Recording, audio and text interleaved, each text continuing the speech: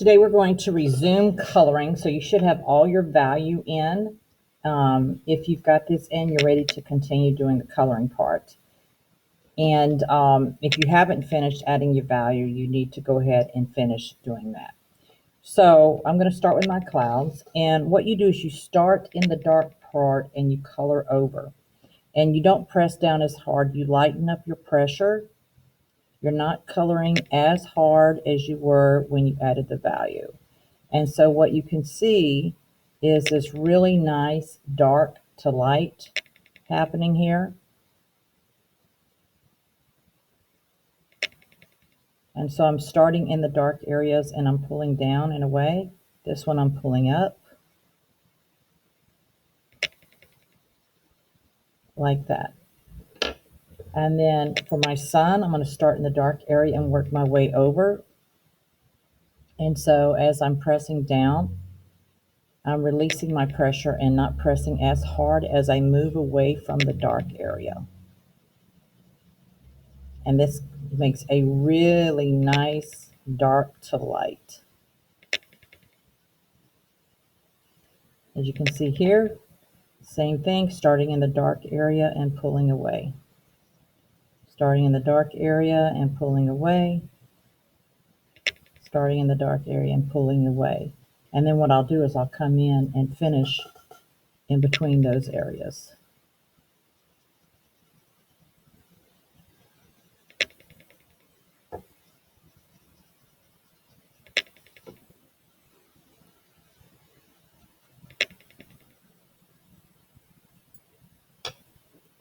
Okay, I'm going to do the same effect with my flower here and color in the dark area, start in the dark area and then work my way outwards, not pressing down as hard.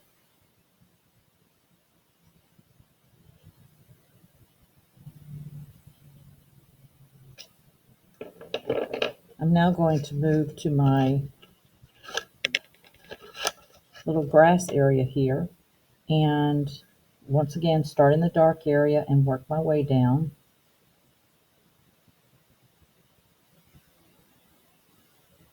To give that overall dark to light effect.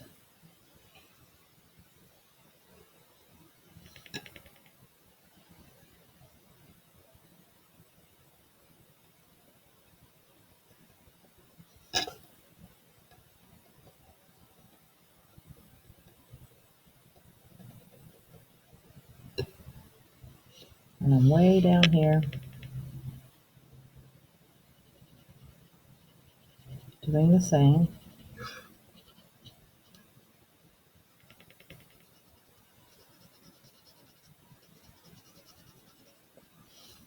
And then I'm going to do my mud puddles, starting in the dark area, pulling away lightly. And starting in the dark area and then just pulling towards the center, just not pressing as hard. And it makes a nice shadow effect on your work. We like to call this creative coloring because you're being creative in the way that you're doing your coloring. You're not just filling it in with the color. You're actually being more specific with your coloring.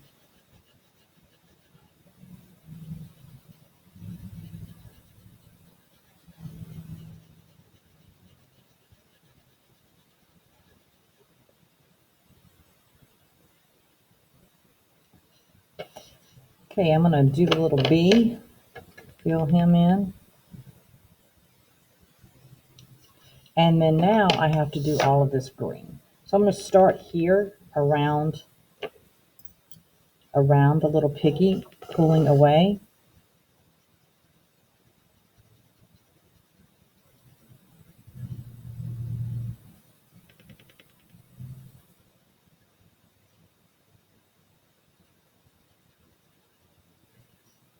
Oh, I forgot a spot right there. I'll fix that.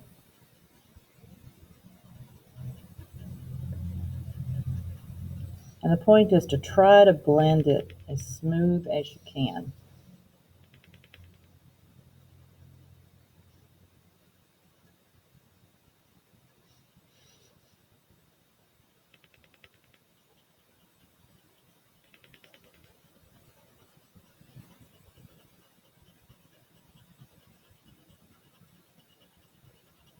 Okay, now I can go in and turn my crayon sideways, and I can fill in my grass area.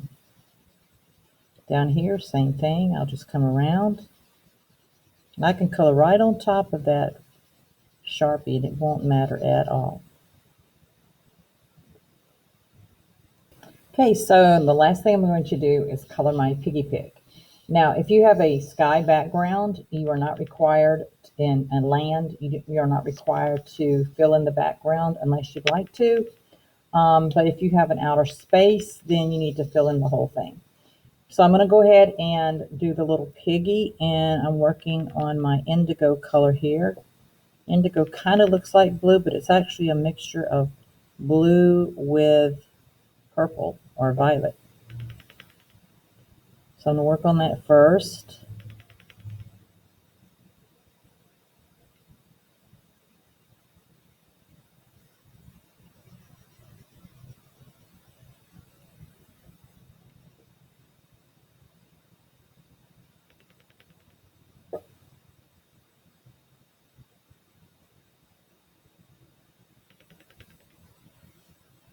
And now I will work on the purple.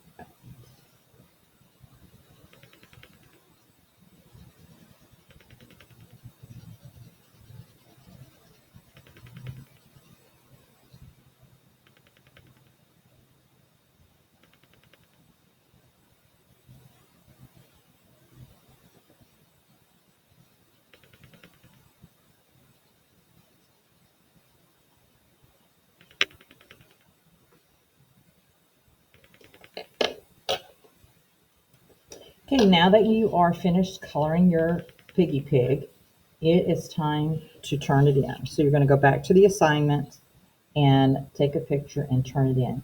You will not need to put it in the graded sketchbook if it is completed.